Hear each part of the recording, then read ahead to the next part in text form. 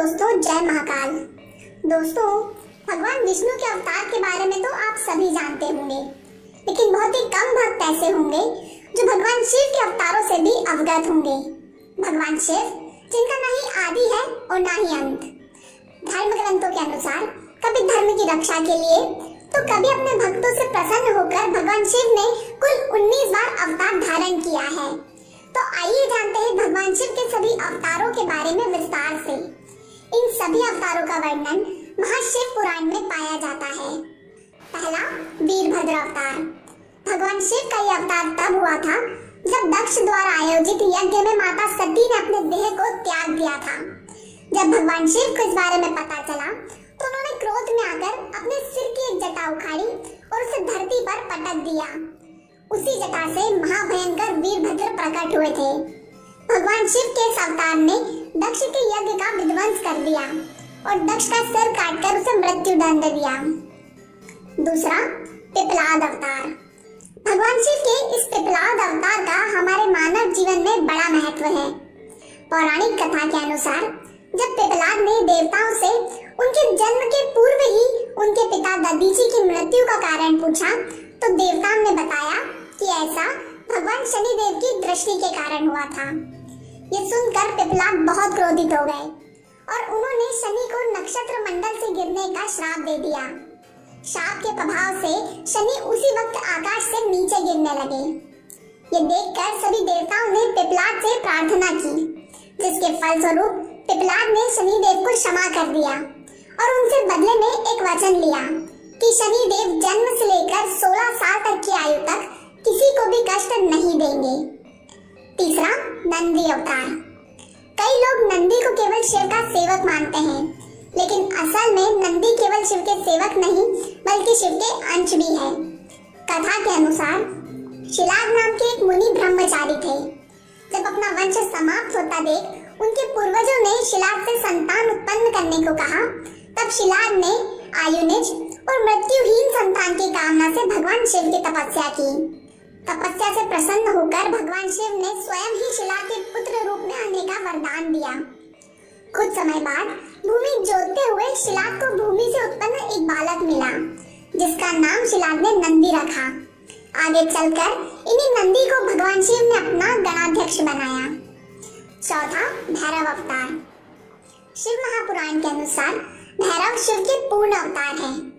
एक बार भगवान शिव की माया से प्रभावित होकर ब्रह्मा और विष्णु दोनों ही स्वयं को श्रेष्ठ मानने लगे। तभी वहां पर एक तेजस्वी अग्नि के मध्य एक शिव की आकृति दिखाई दी, जिसे देखकर ब्रह्मा जी बोल पड़े, तुम तो मेरे पुत्र हो, अतः मेरी शरण में आ जाओ। ब्रह्मा जी की ऐसी बातें सुनकर भगवान शिव क्रोधित हो गए और अग्नि को काल भैरव स्वरूप लेने का वरदान दे बैठे। शिव का वर पाते ही काल भैरव ने अपनी उंगली के नाखून से ब्रह्मा जी के 5वें सिर को काट डाला। ब्रह्मा जी का 5वां सिर काटने के कारण वो ब्रह्म हत्या के दोषी हो गए और उन्हें काशी में जाकर इस दोष से मुक्ति मिली, जिसके चलते काशी वासियों के लिए काल भैरव की भक्ति करना अनिवार्य माना गया है। पांचवा, अश्वत्थामा अवतार। महाभारत के अनुसार पांडवों के गुरु द्रोणाचार्य के पुत्र अश्वत्थामा भगवान शिव के अंशावतार थे। गुरु द्रोण ने भगवान शिव को पुत्र रूप में पाने के लिए घोर तपस्या की थी, जिसके चलते भगवान शिव ने उन्हें पुत्र रूप में प्राप्त होने का वरदान दिया था। समय आने पर भगवान शिव गुरु द्रोण के बलशाली पुत्र अश्वत्थामा के रूप में जन्मे।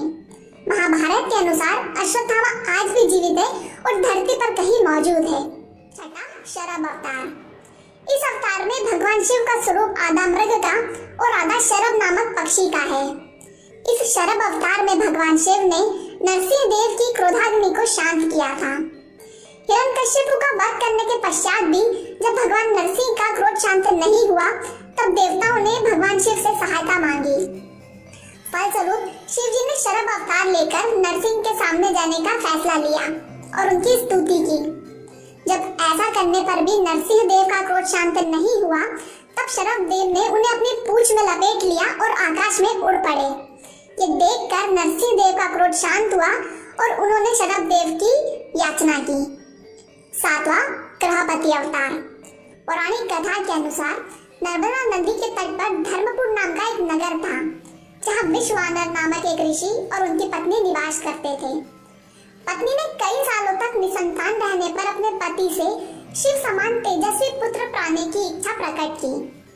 पत्नी की इच्छा को पूरा करने के लिए मुनि काशी आ गए और शिव की घोर तपस्या करने लगे। तपस्या के दौरान एक दिन मुनि को लिंग के बीच में शिव का बाल स्वरूप दिखाई दिया। मुनि ने उस बाल स्वरूप की भी काफी सेवा की। सेवा से प्रसन्न होकर शिव ने मुनि को साक्षात दर्शन दिए और उनकी पत्नी के गर्भ से जन्म लेने का वरदान दिया। 8वां, ऋषि दुर्वासा। धर्म ग्रंथों के अनुसार सती अनसुया और उनके पति महर्षि अत्रि ने कई वर्षों तक तपस्या की थी, जिनकी तपस्या से प्रसन्न होकर त्रिदेव ब्रह्मा, विष्णु और महेश तीनों उनके आश्रम आए और उन्हें बोले कि हमारे अंश तुम्हारे 3 पुत्र के रूप में जन्म लेंगे, जो तीनों लोकों में विख्यात होंगे। समय आने पर ब्रह्मा जी के अंश से चंद्रमा, विष्णु जी के अंश से दत्तात्रेय और शिव जी के अंश से ऋषि दुर्वासा ने जन्म लिया। 9वां, भगवान हनुमान। भगवान शिव का हनुमान अवतार उनके सभी अवतारों में सबसे श्रेष्ठ माना गया है।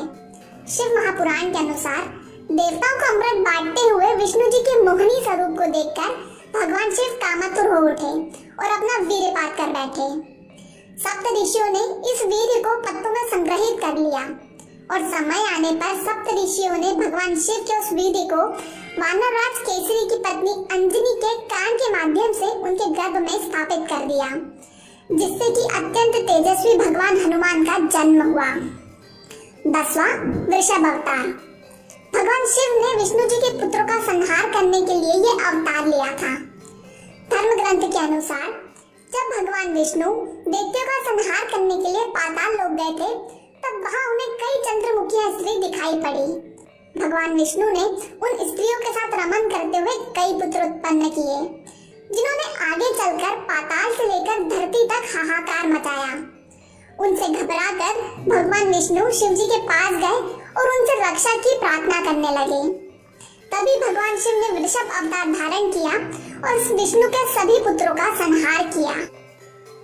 दोस्तों, भगवान शिव की महिमा का वर्णन एक वीडियो में कर पाना संभव नहीं है, इसलिए हम इस वीडियो को 2 भागों में बनाएंगे। आज के वीडियो में हमने आपको भगवान शिव के 10 अवतारों के बारे में बताया। अगले वीडियो में हम बचे हुए 9 अवतारों का वर्णन करेंगे। अगर वीडियो अच्छा लगा हो तो लाइक कीजिएगा, कमेंट कीजिएगा और अपने दोस्तों के साथ शेयर कीजिए।